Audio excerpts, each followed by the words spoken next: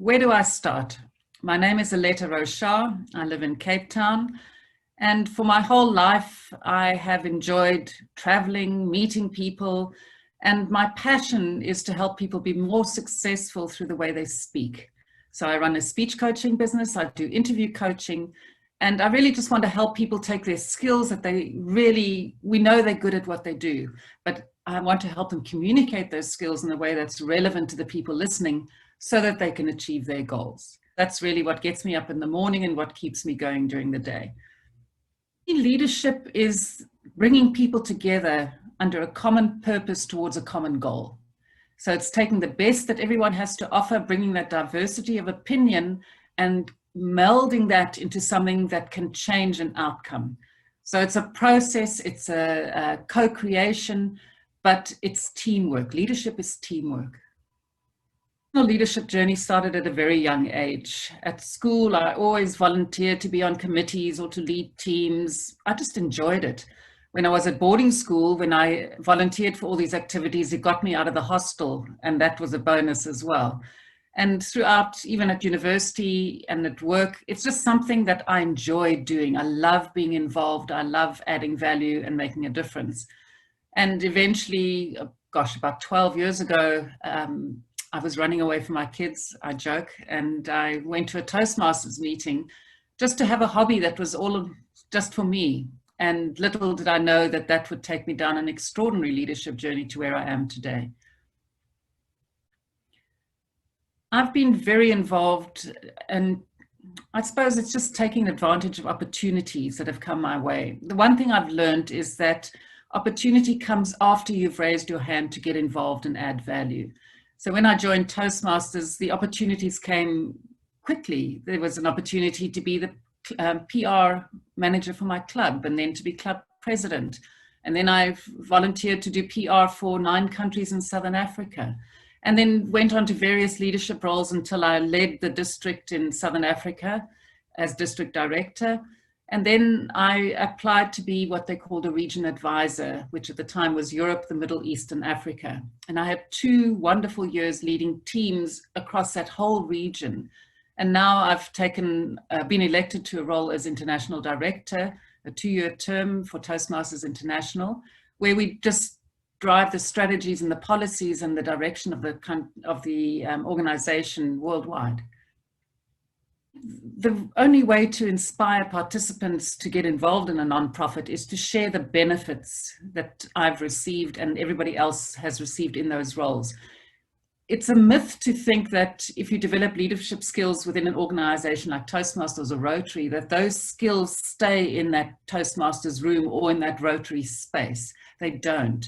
My experience is that the skills you develop there cascade into every area of your life, your family life, your community life, your career, and the benefits kind of spread all over. So the benefits of taking on a role in a nonprofit are profound, but you've got to share those benefits, because people initially just think, oh my gosh, it's good work, it's hard work, maybe good work, but I'm so busy already, I can't possibly do it. The truth is we are all busy, and you will have so many benefits just by stepping into that space and just going for it, and then stepping back and enjoying the benefits that come your way as a result of taking on that role.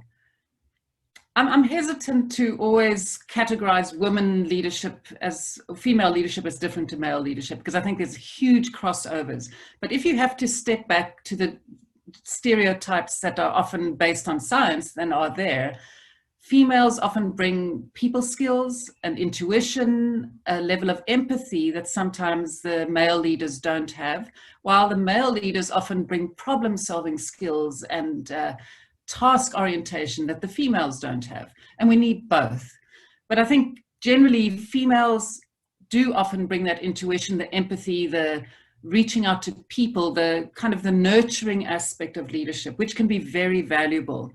But at the same token, not to the exclusion of the problem solving and the task orientation that many of our male leaders are so good at. I think most of us, we've seen the good, we've seen the bad, and we've seen the ugly. In my corporate days, I saw various displays of leadership, not always that good, which taught me that even though people are skilled and are successful, they're not necessarily good leaders.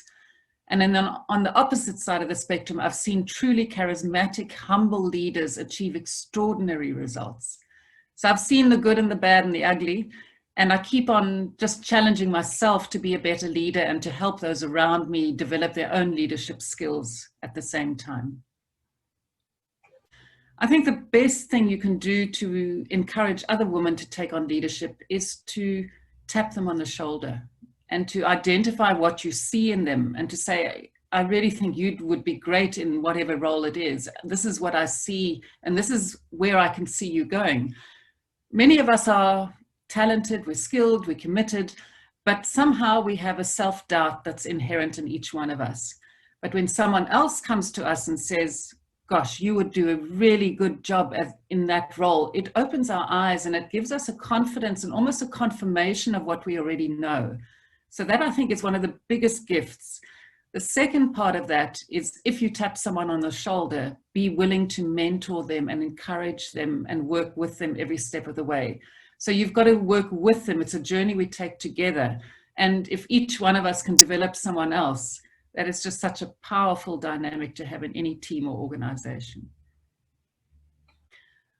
There are plenty of female leaders in Toastmasters. I can't speak for other nonprofits.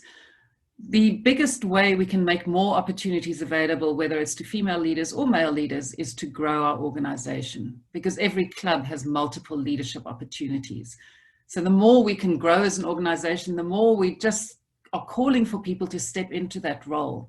So there's no barrier to entry for any female within Toastmasters. We've had female international presidents and all the way up and down. So there's a strong opportunity base for females and for males. So just take advantage of it and grow our organization, and then you create more opportunities for those who come after you. We can all think of those individuals who are so charismatic and they're memorable. And even though we might have worked with them for a short time years ago, we think of them when we think of truly amazing leaders. I've been fascinated with the topic of charisma, and there's a wonderful book called The Charisma Myth by Olivia Cabane. And the cornerstone of charisma, in her opinion, is authenticity. And I have to agree. Nobody can fake leadership. Nobody can fake caring for those that they lead. But if you come from a place of service, you come from a place of truly caring for the team that you are serving, that for me makes a truly amazing leader. Somebody who leads in a way that brings out the best in you and those around you, and that you deal with problems as they come, but there's a common goal, and there's gratitude, there's validation of each and everybody's efforts and each and everybody's contribution. And I've learned you've got to say thank you even to those who ask the hard questions, because they are part of the growth, they are part of the tremendous end product. So for me, a truly amazing leader is an authentic leader who is there to serve and to grow those he or she is serving with.